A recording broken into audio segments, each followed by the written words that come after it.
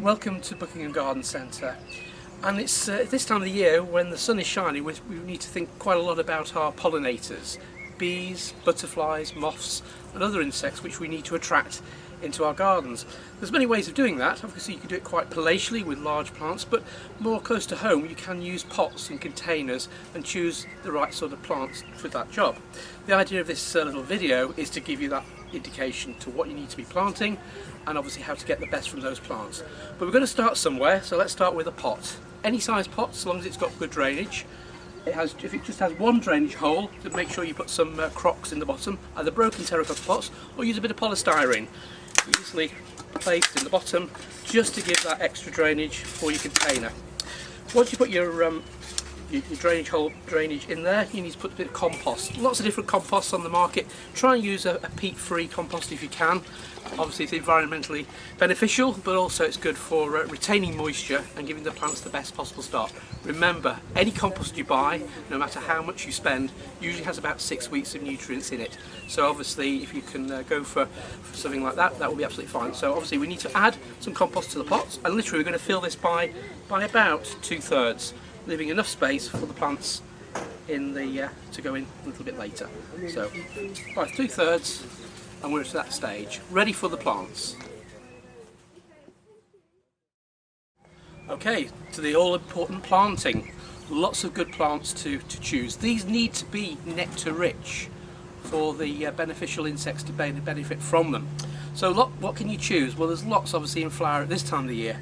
I've got quite a few different plants which you might want to consider in maybe larger pots. We've got things like alliums. This is obviously the Allium Christophii, which is great for the bees. For the bees and the bumblebees, lavender, both French and English, perfect, and obviously flowering over a long season too. Marjoram, don't forget your herbs, marjoram and thyme's perfect for attracting the bees too.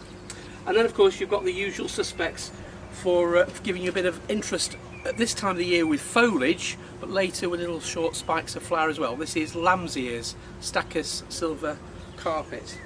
And of course you've got the perennials, and of course like catmint, which is the Peter Messinii, which is obviously a popular one with the bumblebees, and of course annuals, and this is Cosmos, which happens to be the flower of the year in 2016, so a good one to include as well.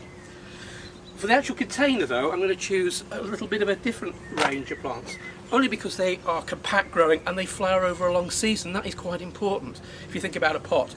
The idea of this potting will be to be on the patio somewhere where you're going to encourage a lot of activity of pollinators. So I've got 3 plants. I'll go through them as I plant them. The first one is geranium, or the crane's bill, obviously a very popular plant, flowers over many months. We'll need a bit of deadheading to keep the flowers going, but this is Geranium Orion, but lots of different varieties on the market. One which you will see at the garden centre is Roseanne, which was the plant of the century as nominated by you, the gardener, back in 2014. So geranium there will be a good contender. Scobosa, the butterfly flower, well named. This is deep blue, flutter deep blue. So we'll set him into the sort of front position here. And of course with this sort of size pot you get, say, 3 plants in comfortably, and then just turning the pot round a little bit, more space for the Cosmos, which again is an annual plant, so it won't need to be replaced every year.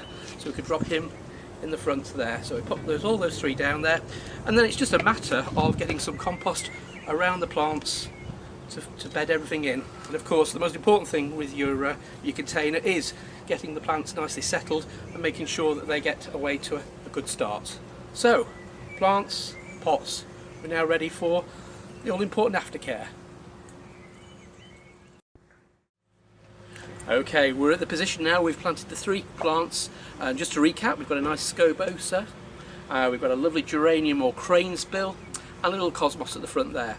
And all these of course are nectar rich, and that's the whole idea, to give your insects, your bees, moths and butterflies a perfect stopping over and refuelling place in your garden in a pot, which needs to be in a nice sunny location.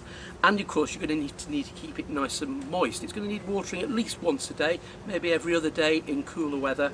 And of course you're going to have to give it plenty of feed as well. So a regular feeding fortnightly with something high in potassium, such as phosphagen or maybe tomato fertiliser, that's another good option too. once you've got your container in position, you might want to find out more information about this fantastic scheme to help the butterflies. You can find more information at www.plantpotsforpollinators.org, where you'll find more information, and you'll be able to even go on there online using your mobile phone and use your GPS to actually track where you've put your pot in your garden. How good is that? Gardening has certainly moved on in the 21st century. Thanks for watching.